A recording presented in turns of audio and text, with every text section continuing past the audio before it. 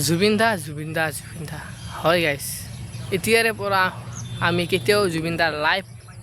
programme কেতিয়াও দেখা নাপাওঁ গাইছ বতৰটো চাওক না গাইছ আজি চাগে বতৰটো কান্দি আছে ক'ত গ'ল জুবিন দা এই বতৰটো নহয় গাইছ আজি গোটেই অসমবাসী জুবিন দাৰ কাৰণে কান্দি আছে ময়ো গাইছ তাৰে মাজত এজন ক'ত বিচাৰি পাম গাইছ আৰু জুবিন দাক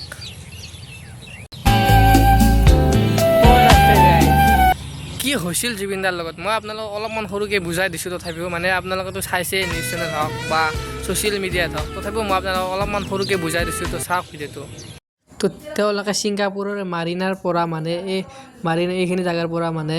ইয়াত এটা দ্বীপ আছে ইয়াত এই দ্বীপটোলৈকে আহিছিল মানে এখন তো এইখন ক্ৰুজ লৈ জুবিন দা আহিছিল মানে সেই আইলেণ্ডটোলৈকে আৰু তাত চুকখনত মানে ভিতৰত বিভিন্ন ধৰণৰ গান চলি আছিল সেইখিনি সময়ত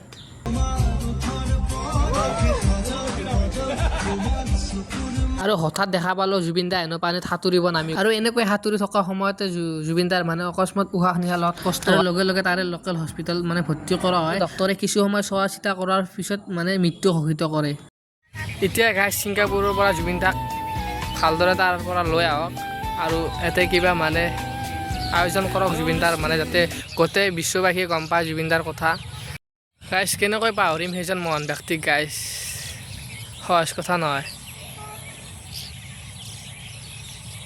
সদাৰ কাৰণে গাইছ মনত থাকিব জুবিন দা আছিল এজন